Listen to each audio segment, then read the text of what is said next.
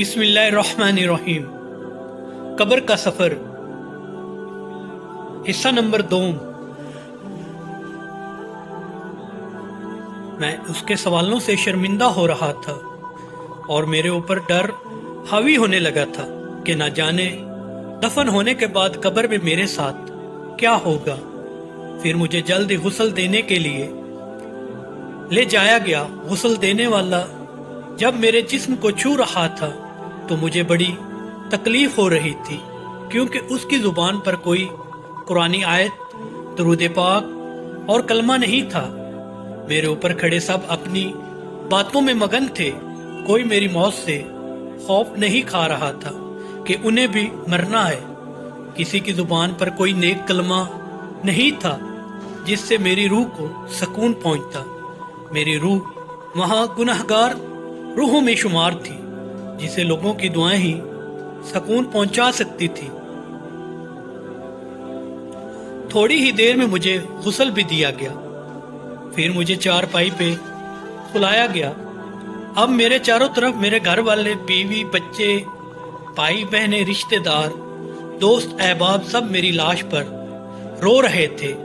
मेरे दोस्त जिन्होंने मुझसे वादे किए थे कि हम हर मुश्किल वक्त में तुम्हारे साथ रहेंगे, आज वो भी दूर खड़े अकेले कोने में रोकर खामोशी से मुझे अलविदा कर रहे थे। फिर एक शख्स आकर कहने लगता है, जनाजा उठाने का वक्त हो चुका है, बाहर सब इंतजार में हैं। सुनते ही मेरे घर वाले फिर से मेरी चारपाई को चिपक गए और जोरों से रोने लगे।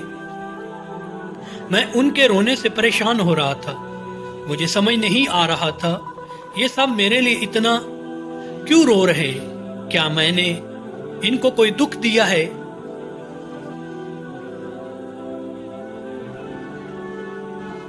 उन सब को हटाकर मेरे जनाजे को उठाया गया। मैं परेशान हो रहा था, ये सब मिलकर मुझे कहाँ ले जा रहे हैं। मैं एक चारपाई पर था और मेरे आसपास बड़ी तादाद में लोग थे। मेरा जनाजा सफर में ही था कि इतने में तीसरा फरिश्ता मेरे पास आया और कहने लगता है, ऐ इब्ने आदम, तुम एक लंबे सफर की तरफ रवां दवा हो। जो तू ये सफर पहली बार कर रहा है, सफर के अख्ताम पर तुम्हें एक छोटे और तन्हा मकान में रखा जाएगा, जिस मकान में तुम पहले कभी नहीं रहे। और अगर तुम्हारे अमाल अच्छे होंगे तो वो तंग मकान तुम्हें तंग नहीं लगेगा, और अगर तुम्हारे अमाल अच्छे नहीं होंगे तो वो तंग मकान मजीद तुम्हें तंग लगेगा, क्योंकि सब अपने अमाल से ही इस मकान को कशादा और तंग करते हैं। तुम्हें पहली बार इस तंग मकान में रखा जाएगा और तुम्हारी हमेशा की जिंदगी क़यामत तक इसी मकान में गुजरेगी। इतने में वो गायब हो गया और मुझे परेशानी हो रही थी कि न जाने मुझे वो मकान कैसे मिलेगा, तंग या कुशादा।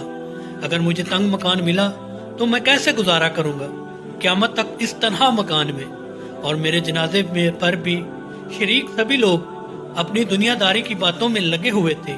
किसी की जुबान पर कलमा शहादत नहीं था जिससे मुझे उम्मीद हो कि मुझे कुशादा मकान मिलेगा।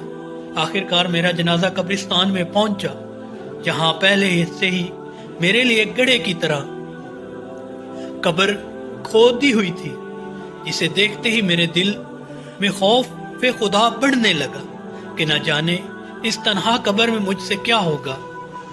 मैं इस ट्रॉनिक तन्हा कब्र को देखकर पछता रहा था कि काश मैंने दुनिया में इस तन्हा कब्र को रोशन करने के लिए अच्छे काम किए होते।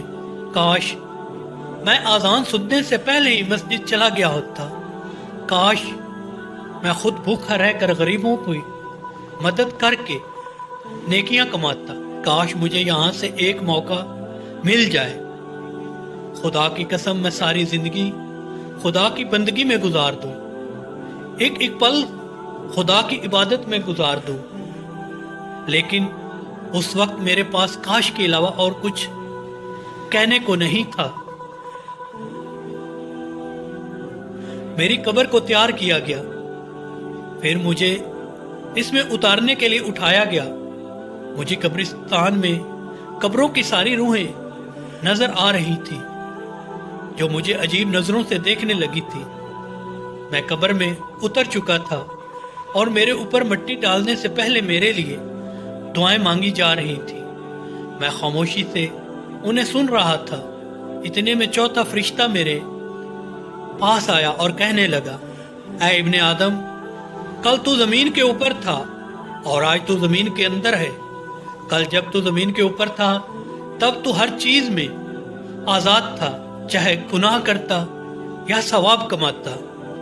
زمین پر تمہیں آزاد چھوڑا گیا تھا، لیکن اب تو زمین کے اندر ہے اور یہاں تیری کوئی مرضی نہیں چلنے والی۔ یہاں صرف تیرے اعمالوں کو دیکھ کر مرضی چلے گی۔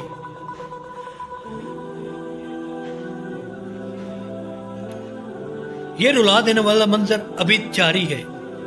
اگر ویڈیو اچھی لگی ہے تو برائے مہربانی میرے چینل کو سبسکرائب کر دیں، ویڈیو کو لائک کریں، کامنٹس کریں اور اپنے دوستوں میں شیئر کریں اور گھنٹی کا بٹن دبانا بالکل بھی نہ بھولیں تاکہ میری ہر آنے والی ویڈیو آپ تک بر وقت پہنچ سکے۔ حصہ سوم دیکھنے کے لیے انتظار کریں۔ انشاءاللہ جلد ہی ملتے ہیں حصہ سوم کے ساتھ۔ اللہ حافظ۔